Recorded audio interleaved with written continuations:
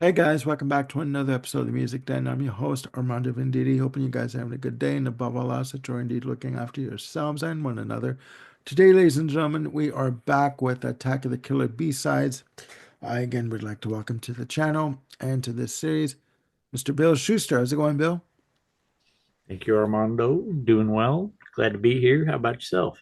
Doing good for a sunny Friday morning. As you know, we all know that we're pre-taping this stuff. So, ladies and Yes, right gentlemen, now we are actually in 1974. yes, that's right. I've This is time way in traveled advance. back. You know, I've time traveled back to 1974. Ladies and gentlemen, in this episode of Attack of the Killer B-Sides, we are going to be taking a look at a classic album. And again, we are going to do something that some people would consider sacrilege or blasphemous and just concentrate on side B. The band is Supertramp, and the album in question is the classic Crime of the Century. Now, again, I'm gonna strongly say that this is not to say that the A side of this album or any of the albums we're going to be covering in this series of episodes are bad. They're not.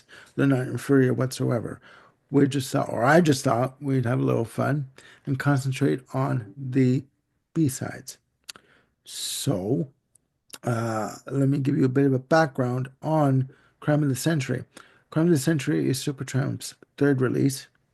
It's a follow-up release to their debut self-titled and indelibly stamped. Could never say that properly. Crime of the Century was released on October 25th, 1974. It was recorded between February and June of 1974, produced by the one and only Ken Scott, who had also worked with other artists as David Bowie, most notably, for um, Rise and Fall of Ziggy Stardust and Spiders from Mars.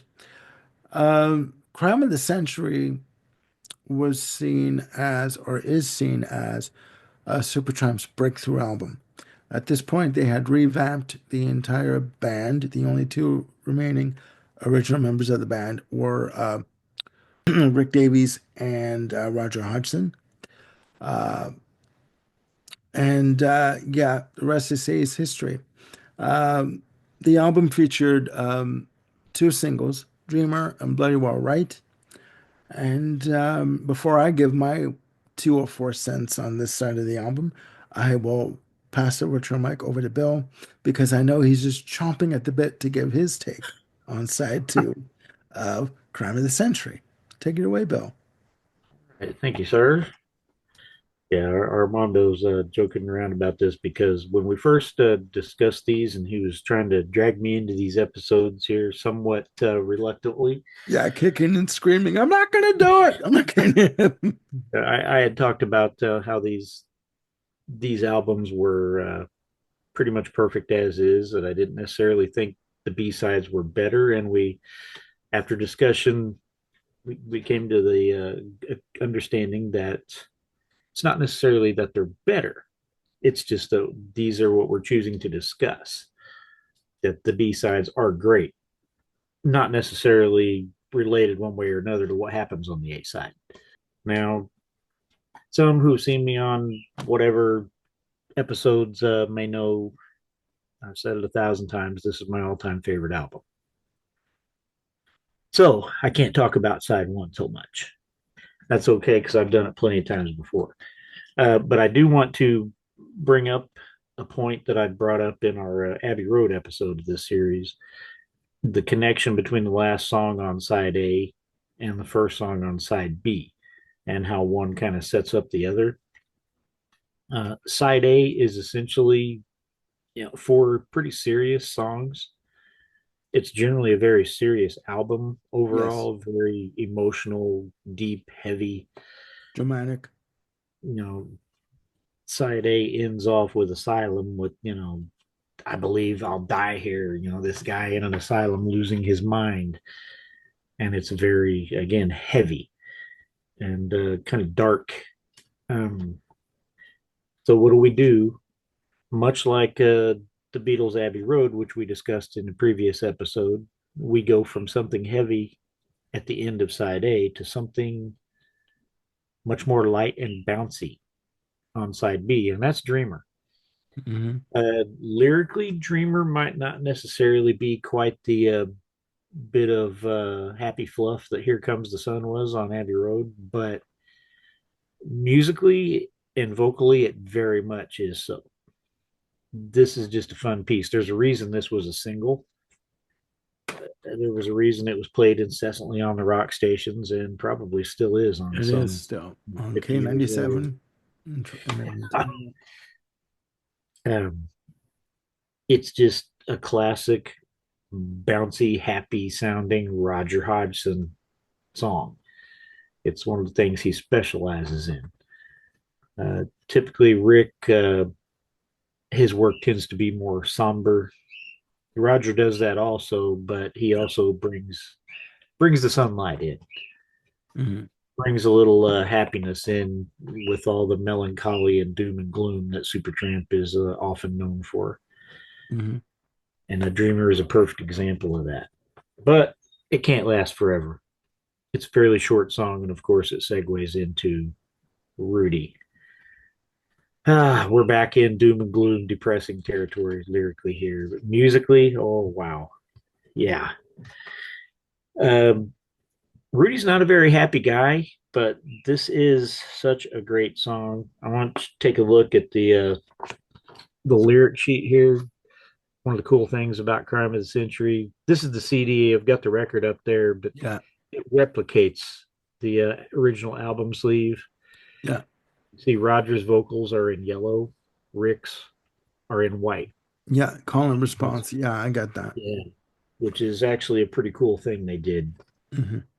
Um, and that's one of the cool things about this is that yeah, those two guys together, along with you know John Anthony Helliwell as the third and extra high pitched vocalist, uh, they combined well, Hmm. and Rudy does that quite nicely. All through your life, all through the years. You got Roger doing the high pitch all through your life, all through the years, and then Rick comes in with nobody loved, nobody cared. Hmm. Again, melancholy, depressing, poor me kind of lyrics, but it doesn't seem to matter. It sounds amazing. The work that Ken Scott did on this, there should be a picture of this album on that man's tombstone. Yeah. This may be the greatest sounding album ever. Take that, Steely Dan Asia. Can I just interject something here? Sure. This album was recorded at Trident Studios.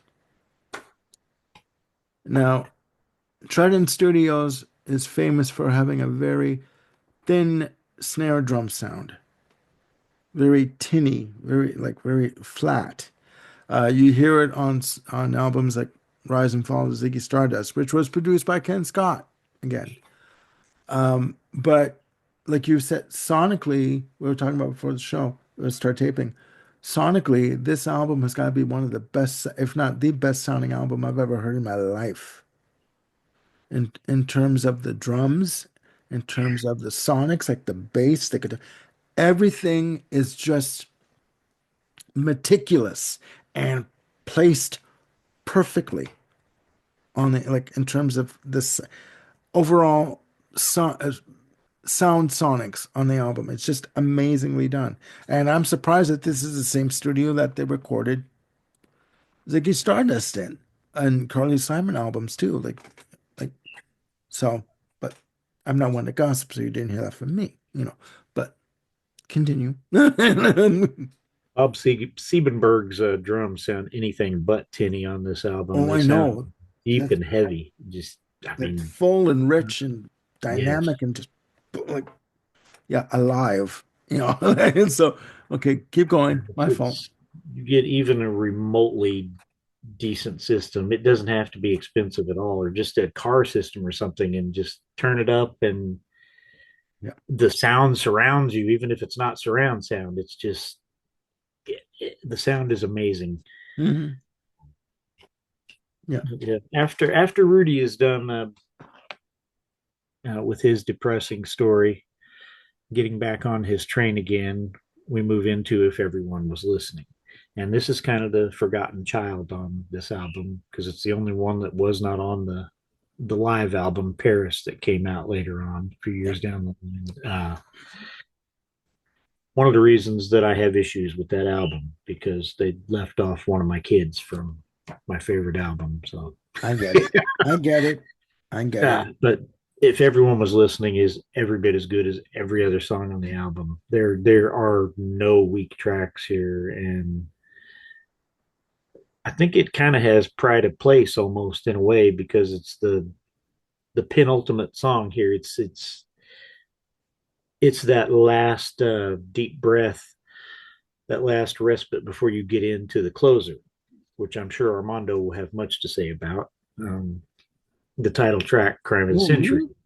Well, who you? Yeah, yeah. It's a possibility, you know. I mean, I was coming home from work this morning, and not that I necessarily needed to re-listen because I couldn't tell you how many times I've heard this album, but I had my windows down, coming home from work in the grocery store, blasting side two of Crime of the Century, and I was going through town. It's not the hippest thing to be going through town blasting, title track from Crime of the Century. But yeah, I don't care because I'm old. I don't have to care. That's the beauty of aging. Um, yeah, but I I get was absolutely singing along, and until it got to, of course, the second portion of the song, which is entirely instrumental. Uh, and then, of course, while I'm driving, I'm dun, dun, dun, dun, dun, dun, dun, dun. air piano. Hmm. Yes, absolutely so. And of course, again, the sound comes to hold the bass and the drums. Again, Bob Siebenberg is just boom, Oh yeah, overwhelming with those drums yeah, in a very good way. And it's after it being a very lyric heavy album, I think maybe it was the right choice to put the title track at the end to close out on this long instrumental section to kind of give people a chance to put their mind at ease and finish absorbing everything that had been said throughout the album and just yeah, concentrate on the sound and ride it out like a wave. yeah, It's a perfect closer. yeah. No, I get that. I So get that. it absolutely a part of why this is such a great B side. Yeah. Well, I mean, for me, yeah, I've always my first memory of hearing this album, my neighbor Eddie, two doors down from us, had this album, and he would play it all the time, right? And you would hear it, come crashing out of the window like from his living room. Um, back in the day, when you would put on your stereo, put on an album, and you would have the windows open, and you could hear music sitting on the veranda on the outside of the house. And you could hear music just coming out and relaxing on a summer afternoon or whatever. That's what I remember about this album. But as I got into it in my teens, I just I loved side two. I mean, starting off with Dreamer, which was I think it was like a top 20 hit for the band, released as a single, and I think it was backed by the B-side was Bloody Well Right, because those were the two singles released from the album. Um, I just again, with the keyboards and the piano intro of that. But the lyrics are just so biting. You stupid little dreamer. So now you put your head in your hands. You know what I mean? Like basically saying you think you know the answers to life and what you're gonna do.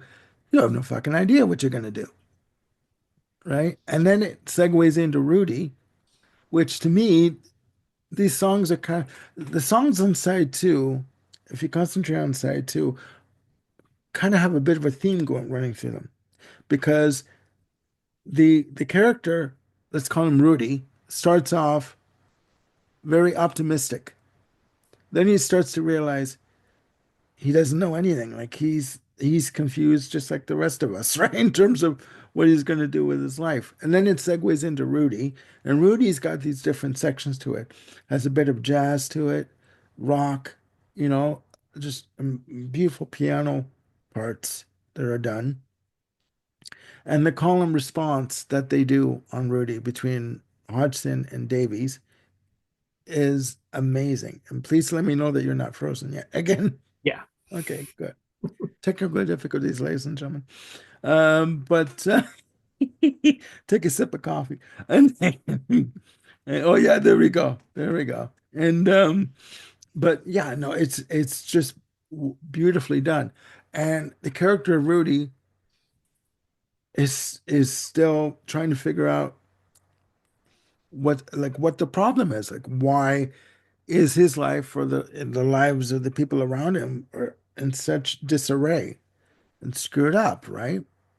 And then when you go into if everyone was listening, the character kind of realizes, wait a minute, it's not me, it's not you, it's the people in charge, government. We've lost the plot. They don't know what the hell they're doing. You know what I mean? And it's a beautiful track. I mean, it starts off with the lyric, the actors and gestures are here, the stage in darkness and clear, uh, for raising the curtain, and no one's quite certain whose play it is. You know, if only we had listened then. If we'd known just how right they were going to be, you know, for we dreamed a lot and we schemed a lot. You know, it's like we've lost the plot. We've lost the plot. And whatever government is running this show, whatever organization or body is running this show that we call existence, we've lost it. We don't know what the hell, they don't know what the hell they don't know what the hell they're doing. And they're leaving us to pick up the pieces. We tried to dream of love before the stage fell apart. Yeah, that's yeah. You know, and the pleading at the end of it, you know, don't let the curtain fall. Oh no, please no, don't let the curtain fall. It's like, don't give up on us. We're still here and we still count and we matter, you know? But these pleas of, as I tear up, these pleas fall on deaf ears because it goes into crime of the century. Now they're planning the crime of the century. What will it be? Who are these men of bust, greed, and glory? Rip off the masks and let's see. It's like they're saying that these people that are in charge think they know what they're doing and they think that they know what's best for us, but they're just as screwed up as the rest of us. And it's done in such a beautiful, majestic, poetic, dramatic way with, you know, with the track, with the arrangements. I mean, when you get to the midsection where the piano comes in, where, you know, um, and as it plods along and, you know, builds and builds and builds in intensity, it was just an amazing way to end off the album. You're right. You were right. Um, I there's a story about me playing this for Bob in the car one day, and this came on the radio, and he wanted to get out. I said, just listen to this song, and everything is going on. The bells and whistles are going off, the cannons are being fired, and all that on the title track with the piano and the outro, and he's like, okay, let's go shopping.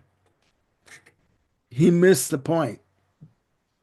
And I looked at him and was like, yeah, everything's an Anne Marie concert to you, isn't it? Like, I swear to God. I mean, like, you have no idea what you're missing here. Um, this is why I think that for me, and I didn't mean to get emotional, ladies and gentlemen, I'm sorry. But to me, this is why this side of this album, sorry, is a killer B-side. Every song could be looked at as an interconnected piece of music with a theme running through it, with one central character realizing that he indeed doesn't know what the hell he's going to do with his life or with himself. And he's looking for answers. And the people that he's looking to for answers are saying, don't look to me. I can't help you. I'm just as screwed up as you. Put to an amazing sonic backdrop in terms of the music that's on this side. It is beautifully done, wonderfully executed with the arrangements and the production. Sonically, killer. There's no better album out there. There was no better album out there at this point in time, and dare I say, ever since. As I've said before, Trident Studios was labeled as having a very bad sound in terms of drums. This is not the case with this album or this side. So, any more thoughts to put in there? Um, I will say I liked your commentary about it being like a character's journey essentially, and I would add, even though we're talking about the B side, I would say that your idea works well starting with side A Yeah, no, no, with no. School Yeah, and no. it I'm as the whole focusing. album journey. Yeah, I'm focusing on side B, and to me, yeah, I'm glad you noticed that. I'm just focusing on side B. Side B to me is like one person's journey as to figuring out what the hell they're going to do with their life and realizing I'm screwed. I have no idea what I'm going to do.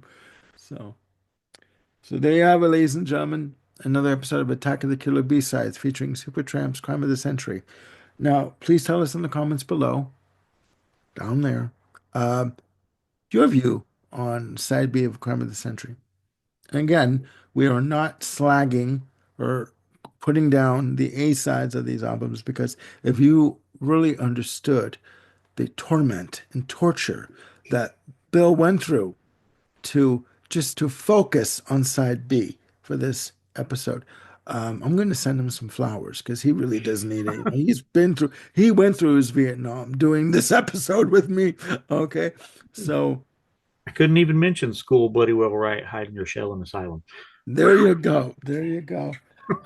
So there you have it, ladies and gentlemen. Again, please put down in the comments below your opinion of this album or any of the albums that we're going to be doing in this set of episodes. And please click like and subscribe and do hit the notification bell to keep yourselves on top of any new content we've got coming up. All right. I've got more shows coming up of Attack of the Killer B-Sides. Jim Bricker has decided to join in, and he has a full list of albums that he wants to talk about, which he feels have killer B-sides. And I'm going to be back with more episodes with Mr. Bill Schuster and Ken Cheshire and the one and only Jim Bricker. I know how much he loves me to call him that. Anyways, please look after yourselves and one another. We'll be back with more episodes. Have a good day. Bye for now.